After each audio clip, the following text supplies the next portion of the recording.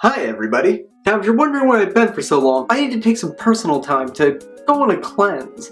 Because after watching some Paul Joseph Watson videos, it turns out that I was a soy boy. I know that's hard to believe, but it turns out that if you consume any amount of soy, it immediately turns you into a beta-cuck leftist cultural Marxist. I couldn't have that. So for the past 2 months, I've been on a diet of nothing but steak and my own patented big boy man milk.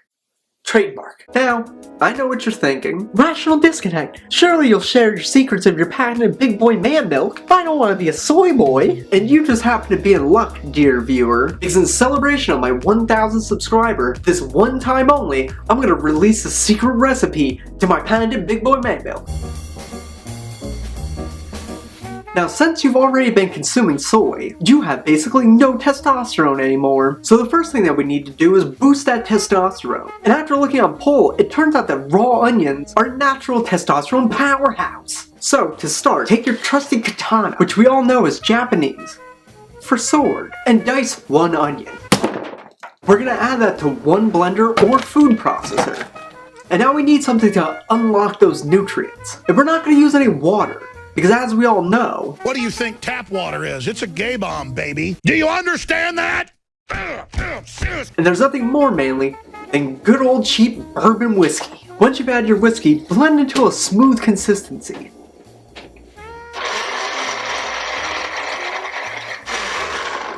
Now you're going to take your mash and drain it.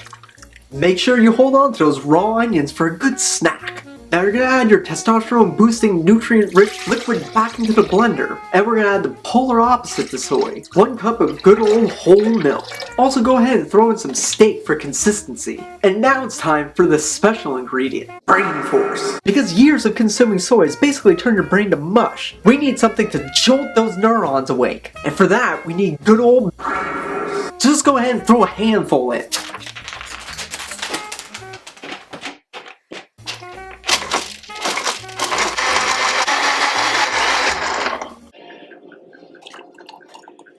And now sit back, turn on some Wagner, and enjoy.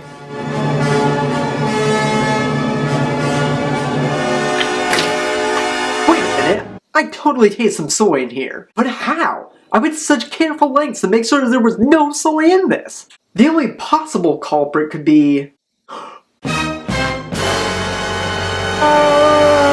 Oh my god, it makes perfect sense! The irrational mood swings? The constant crying? The moves? Alex Jones and Paul Joseph Watson are both soy boys! Soy boys! Well, to be completely honest, I couldn't figure out a way to segue that bit into the actual topic of this video.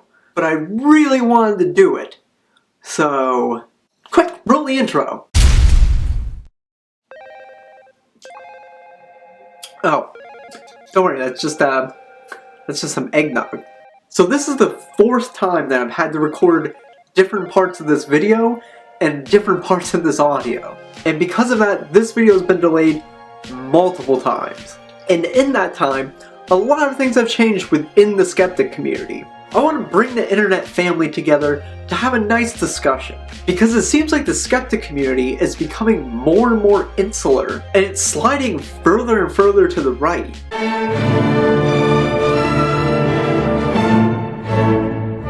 So before we get too far into this, I do want to acknowledge that skeptic is kind of a nebulous term. The skeptic community consists of all different types of people, who all have different political beliefs and whose content range anywhere from primarily comedy-based like Chris Ray Gun or Chew on Head. It also consists of people who act like their content is based on research and objective fact, and who in fact do a poor job of this, like Armored Skeptic or Sargon of Akkad. And it even includes some people who actually do proper research and whose videos are fact-based, like Potholder 54 or Concordance. This group consists of progressives and leftists, libertarians, and arguably even the alt-right and alt-light. And there are a lot of people who don't self-identify as skeptics or label themselves as skeptics, but who spend a lot of time making similar content and associating with the same people. So I'm only going to be focusing on one small group of these skeptics. This isn't just a matter of some skeptics being a good entry point to the alt-right and alt-light because of their stance against social movements like feminism and Black Lives Matter, for example, or because of their hyper-simplistic views on free speech, which the alt-right loves, by the way, because that's the only way they can get their propaganda out. To be completely honest, I think the skeptic community is going to end up doing a lot more damage than the alt-light is going to do. And that's because the skeptic community seems to want to be centrist. They're fine with calling out overt racists, but overt racists aren't the danger here. Don't get me wrong, they're a danger, but they're not as dangerous as more subtle racists, like people in the alt-light and even some people in the skeptic community, who intentionally or unintentionally push narratives that help the alt-right. Now, the genesis of this video started a couple of months back with Mouthy Buddha. To get everybody up to speed, he made 3 videos, which he claimed were supposed to be honest representations of both sides of the Jewish question, which, in case you don't know, is an anti-Semitic conspiracy theory that the Jewish people are working to control all non-Jews. This also feeds into a lot of other conspiracy theories and dog whistles. And suffice it to say, his videos did not represent both sides of this argument. Everything from the framing and editing techniques to the arguments themselves that were presented clearly were done so to promote the Jewish question.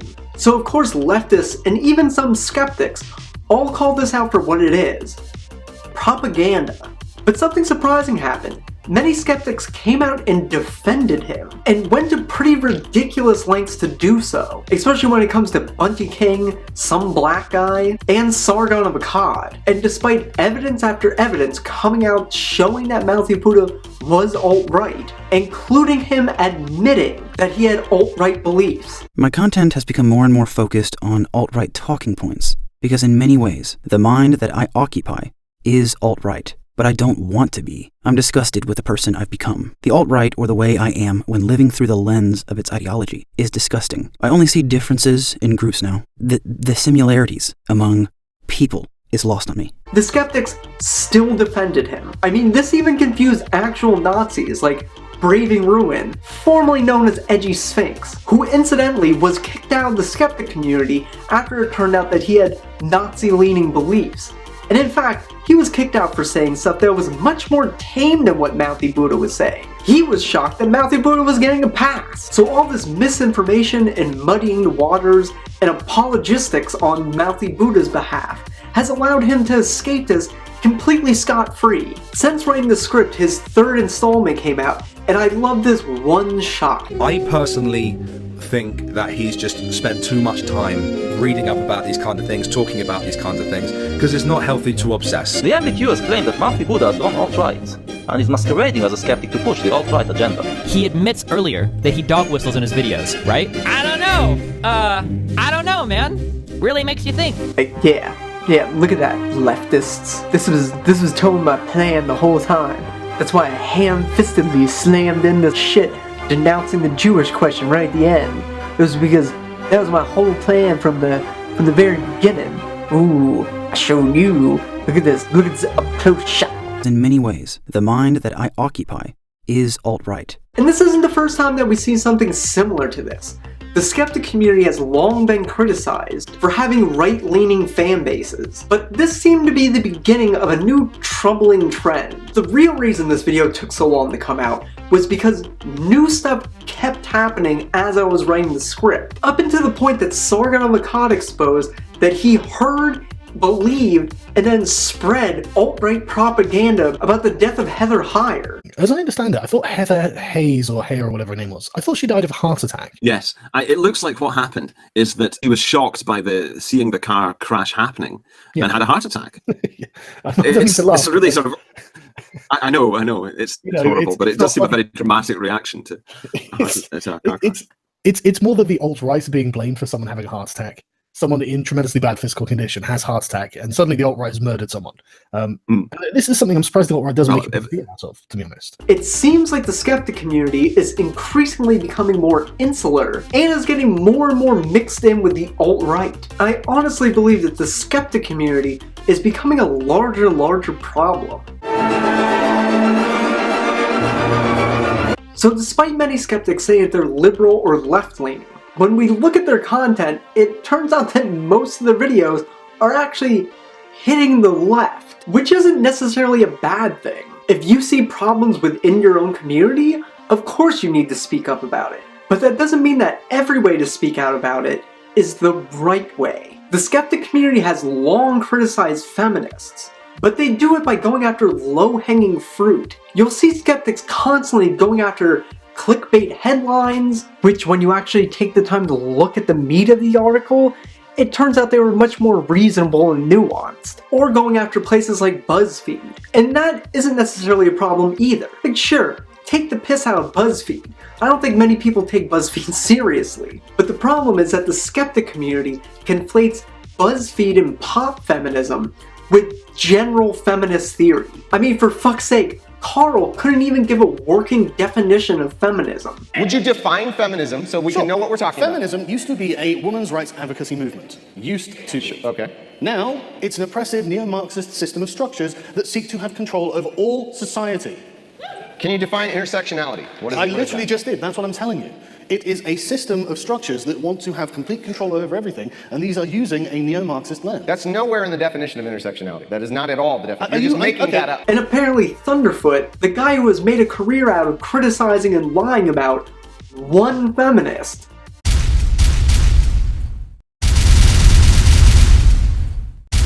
who is a good scientist, thinks that he doesn't have to look at the academic work of feminists. That's why I asked him on Twitter, why do you feel like you don't need to read the literature in order to discuss feminist theory?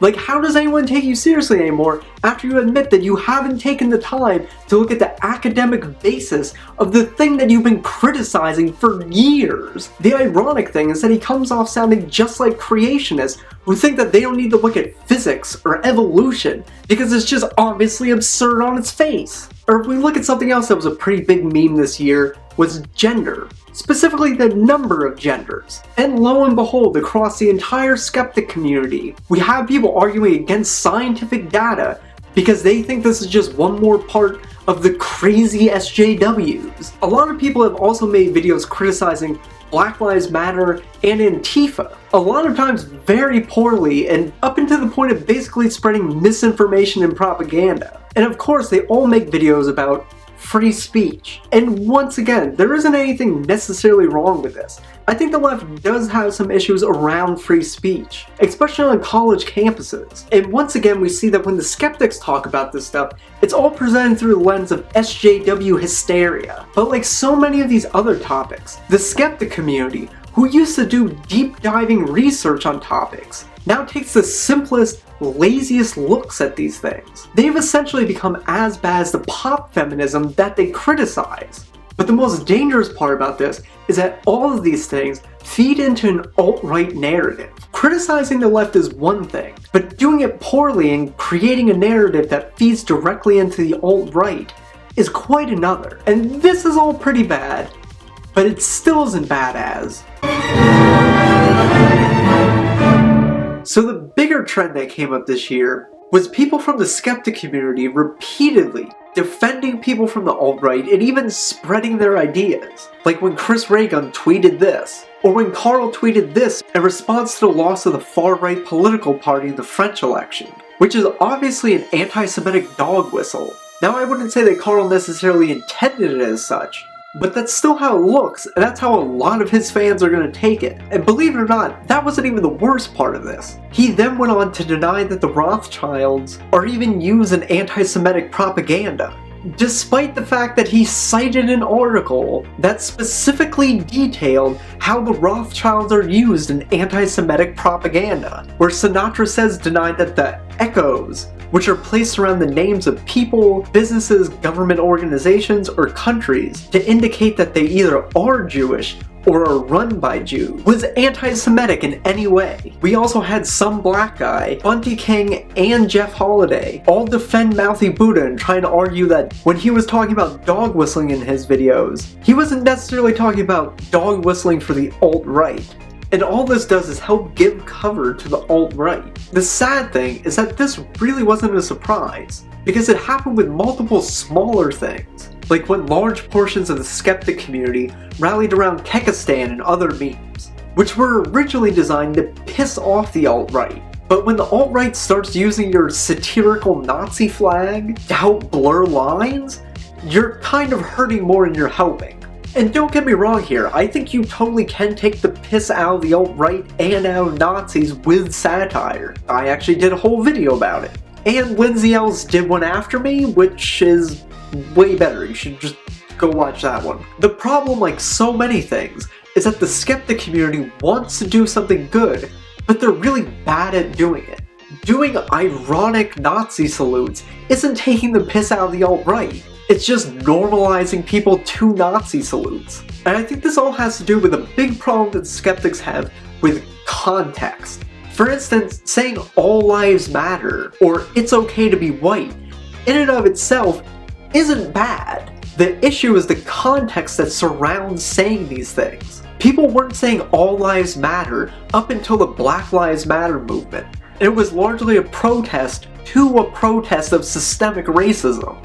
Similarly, it's totally okay to say it's okay to be white. I am white, and I think it's okay for me to be white. The problem is that the far right is built on that motto. It's not a coincidence that if you go on most white nationalist Twitter pages, they include "it's okay to be white" in their bios. The point is that when you have racists circulating this meme, and you have regular people circulating this meme, it blurs the line between the two, which, wait for it, helps the racists disguise their racism. So the context is what makes it wrong or not. The same thing goes for the okay symbol, or milk, or peppy, or fucking haircuts. We know how much you like your haircut, Greg. In fact, he was so worried about his haircut that he even reported on a fake story about it. And credit where credit is due, he did own up to it and even re-released a video. But that can't be said for all of his mistakes. Like when he made a propaganda video about the Canadian C-16 bill, which Logicked, a competent skeptic, managed to show was largely based on far right-wing Christian propaganda, or when Greg pulled the Sargon of Akkad, and somehow missed that an entire field of science existed. A lot of the skeptics fit very well into the edgelords and gamers, you know, those gamers, anti-feminists and provocateurs, who all contributed to the rise of the alt-right. And the skeptics have done very little to discourage these more fringe views, which I think has helped to shift the Overton window within the skeptic community. They started to get a more right-leaning fan base, and then for reasons, they started to both cater more towards that audience, and were less likely to put out content that would piss them off. And now it's gone to the point that Carl is literally spreading alt-right propaganda, and is stating that he would rather live in a world run by the alt-right than live in a world run by the SJWs. The worst case scenario for the alt-right success in this endeavour is less intolerable to me and my family than the SJW success. And so from a tactical evaluation, I have to choose this angle. I have to try and explain to the alt-right that they can get what they want and they should take this gambit. Well, even if it means the end of liberal democracy. Like, we've reached the point of dangerous parody at this point. And okay, Sargon, I wouldn't even rape her of a cod, seems to be an outlier here. But we also have people like Andy Worski declaring that Sweden is burning, and that London is a garbage hole because he's talked to 3 people. Sweden is a garbage hole right now. It's a trash hole. Sweden is not a garbage hole. Hold on, can we go back? London is fucking dying. London is not dying. London is not dying. Yes, it is. I have friends who live there. I've interviewed 3 people from Sweden. Three girls. 3 people from Sweden? And now, despite being a skeptic, he seemed to pretty quickly accept race realism, which once again, kind of just helps out the racists. So like I said, this video took a while because things kept happening. And lo and behold, as I was finishing the final cut for this video, Andy Worski hosted a debate which took place between Richard Spencer, Sargon of Akkad, Millennial Woes, Styxhammer, and JF, who respectively are a white nationalist, someone who said that they would rather have white nationalists win than have SJWs win, another white nationalist, someone who said that he isn't an opponent of Richard Spencer, and someone who advocates ethnostates. Oh, and for about under 10 minutes, Kevin Logan was thrown in there. the only actual leftist who was involved in the debate at all. Needless to say, Sargon had a very poor showing, because as it's been demonstrated multiple times, Carl is quite bad at debates. And it just so happens that this stream managed to get 11,000 viewers during its initial stream, and has since racked up even more. It was actually the #1 trending live stream video. So this was nothing but a gigantic boom towards the alt-right, because of the complete one-sidedness of the setup. I love all these people that said, Spencer will never have a career again, and Baked and Allsup and Fuentes, they'll never see the light of day. And you, just a couple days ago, I saw were the #1 trending video on all of YouTube, the #1 live stream on all. You were above everything, and so what that's telling me is there's not only an incredible interest, but I think we're only seeing the tip of the iceberg here. I mean, if you look at what Andy Worski is doing right now, he's I consider him a friend, and if it really is amazing the difference a year makes. Because if you had told me a year ago that Richard Spencer would be debating Sargon of Akkad on Andy Worski's channel, I would not have believed you.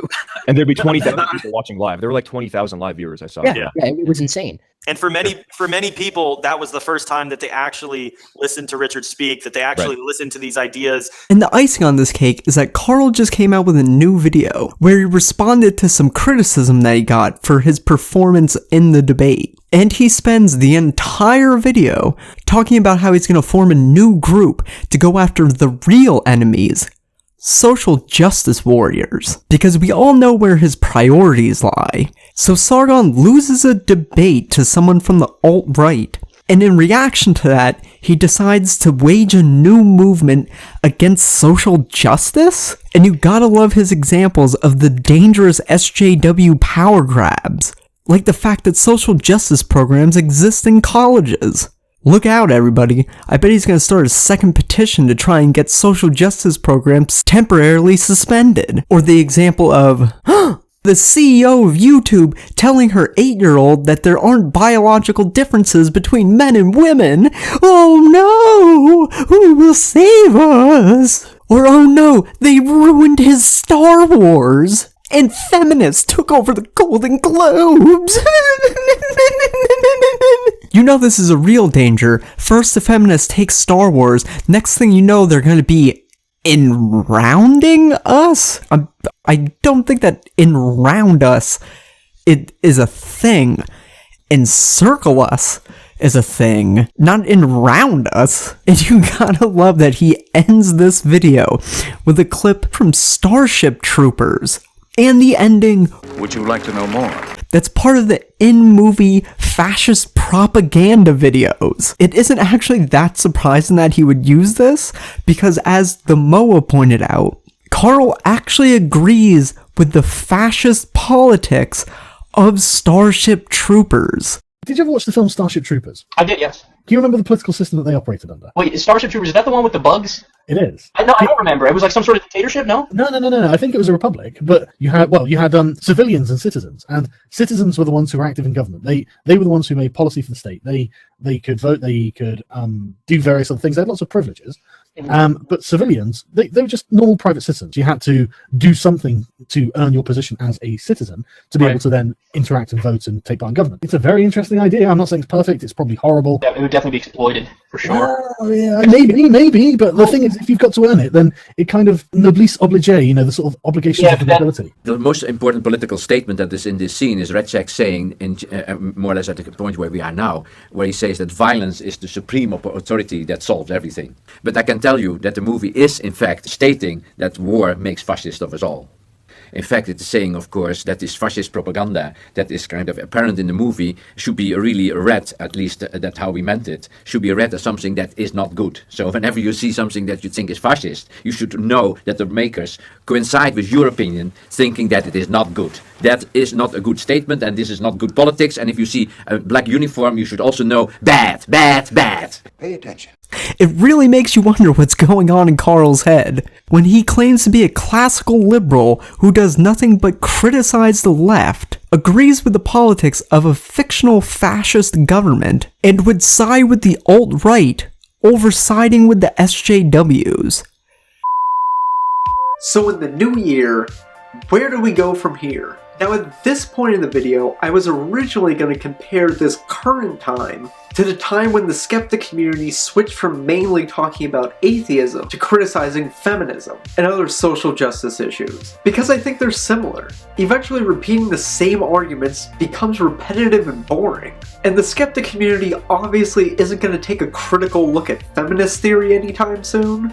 So I'm sure that building a career on getting outraged by clickbait headlines and BuzzFeed must also be getting boring and repetitive. And when the skeptics made the switch, they did it because they thought that feminism was a new rising problem, which was a more pressing issue. And you would think that now with the rise of the alt-right, it would be a good opportunity for them to transition out of attacking low-hanging fruit like pop feminism. But then this whole issue with Kraut happened, and it seems like maybe the only thing that the skeptic community was ever good at debunking were creationists, flat earthers, and climate change denialists. Because Kraut and T managed to single-handedly set that entire community back on this issue. So I don't know, that kind of sucked all the wind out of my sails of a positive ending to this video, and a positive ending to this year. Unfortunately, I really don't want to urge the skeptic community to take on these dense topics, because I think in the intervening years, their critical attitudes have atrophied. I guess the only thing I can really do is urge them to get back into what they used to be good at doing. I don't think that they all need to take up these topics. People like Shaun Jen and Chris Reagan don't build their channels around being deeply intellectual. But if you're going to portray yourself as reasonable centrists, the least you can do is not overreact about every little thing that the left does, while completely ignoring the massive problems that are happening on the right. I guess when you really get down to it, my point is mostly that if you're not going to help, the least you could do is not make things worse. But I mean, this year wasn't a total garbage fire. We saw the rise of channels like ContraPoints, Shaun Jen, Hbomberguy, Destiny, and a ton of other channels, all of which are awesome, and go check them out. I put links in the description. And they even inspired me to make much worse content than them. So I guess that's something to be thankful for. Well, I want to thank everybody for such a great year. I really enjoyed making videos for you guys and participating within this community. So here's to making it through 2017 and hopefully a better 2018. Have a happy and safe New Year's, everybody.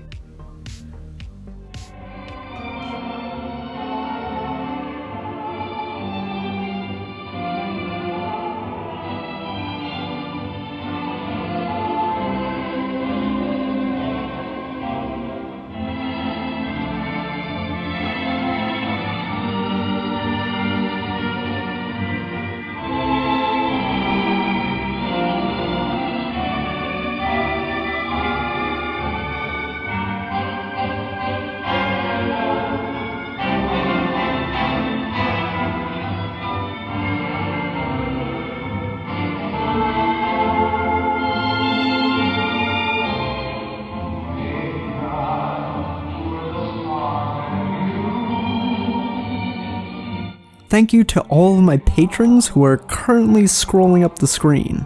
I also want to give a very special thank you to Polar Robin, Miss Contrary, and Ewan Wardle.